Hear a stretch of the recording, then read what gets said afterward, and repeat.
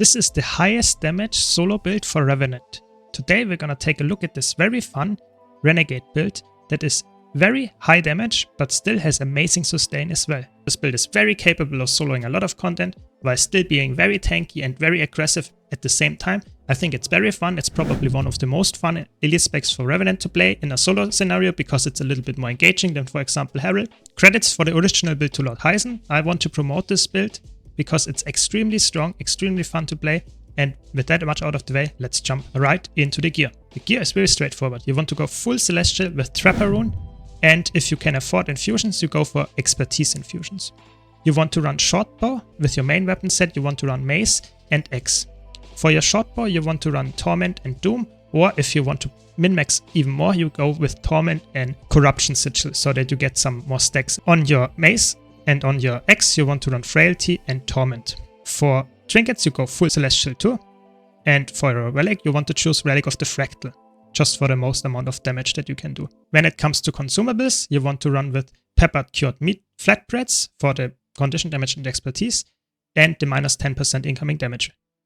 If you can't afford the Ascended version, you can go with the Koi Cakes. It's a very cheap option just to get more expertise and condition damage. The stats are flipped around. That should not matter for that build, so that's the cheapest option. For utility consumables, I would go with Tuning Icicles or something of similar stats.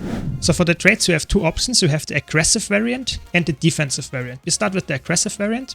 So it is Corruption, Invocation and Renegade. For Corruption, you take the Torment increased damage and you get more condition duration with this trait. And you take Diabolic Inferno for more damage. Just very condition crazy damage trait line. Then you have Invocation, it's more your support trait line. You get some Fury, you get some Condi Cleanse, you get a little bit more damage, you get some Might, you get more energy when you stun break. And very important, when you swap while you are below 10 energy, you actually get 25 more energy than normal, so you go to 75 instead of 50. It's really, really strong on a build that is very energy heavy, which this is. So this is really nice. Then you have Renegade, just get some nice vulnerability and Color's Favor stacks, get some more Fury, get some more protection and some nice damage buff, that's really nice. And get some more crit chance and vigor. And here, very important, you get some nice damage to healing conversion, and your F3 will get a little bit more damage. But overall, that's a very aggressive variant, and will still be able to heal quite well. So it's not like you are completely glass cannon, but it's way more aggressive. And this is now the defensive variant, where you use Corruption, Salvation instead of Invocation, and Renegade.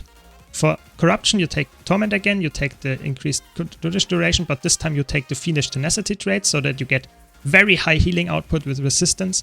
It's insane how much healing you actually get here. It's crazy.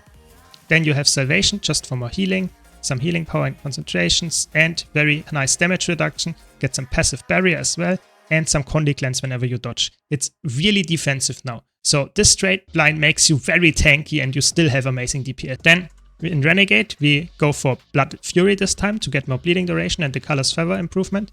We again take the protection from All for One, and we get some more Might from Lasting Legacy. So really nice setup there, and you can run the same gear with both of those trade lines. It's just if you want to go more defensive or more aggressive. You run Malex and Renegade stance, of course, and in Malex, of course, the most important skill is the Embrace the Darkness one, and in Color, you want to use the Razor Claw's Rage and the Ice Razor's Ire for more conditions and vulnerability.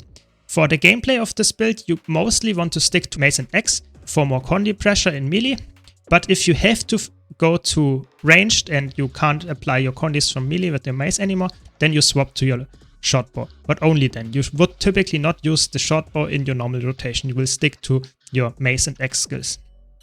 The 5 skill is some nice CC, the 2 and the 3 skill has some nice Condi damage and also apply some area might if you blast it, and the 4 skill can be used as some nice teleport and also some nice Condi pressure. Color's Dark Razor's Daring can be used as some nice CC skill as well. Let's now take a look at the rotation. So for your rotation, you want to start precasting with your Razor Claw and go instantly into your Ice Razor's Ire. And then you use your F2 and swap from Color into Malex. And instantly use your X5 and your Embrace the Darkness, then use your 2 skill and your 3 skill. And then after that, you can use your other F skills, and then you just auto attack until the energy is back up. Of course, use your 2 skill if it comes up, and you swap always below 10 to the other legend, and always try to, of course, keep the color's favor stacks and the might up with your F2 skill. Whenever you swap to color, you want to use the Razor Claw and the Ice Razor to get vulnerability and some nice condis as well. And always use, of course, your 2, 3, and 5 of cooldown. You can add the 4 skill, but it costs a lot of energy, so typically for this rotation you don't really need it. You can, depends on your positioning. And always try to use your Ice Razor before you swap legends, so that you get some vulnerability stacks again, and then you get the 25 increase of energy as well. And that's the rotation, so always swap with those legends and always stick to Mace and X.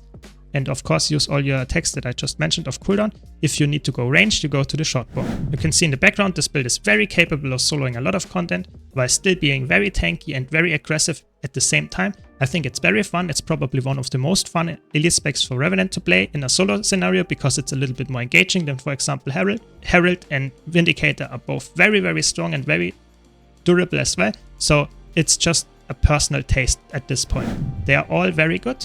If you want to know more about those, be sure to check out the description where I link my solo guides on those as well. But now, thanks a lot for watching. I hope you enjoyed this video. If you did, be sure to leave a like and subscribe for more content like this. Thanks to all my supporters on YouTube, Twitch, and Patreon. Thanks Malice, thanks Lane, and I hope to see you all in the next video.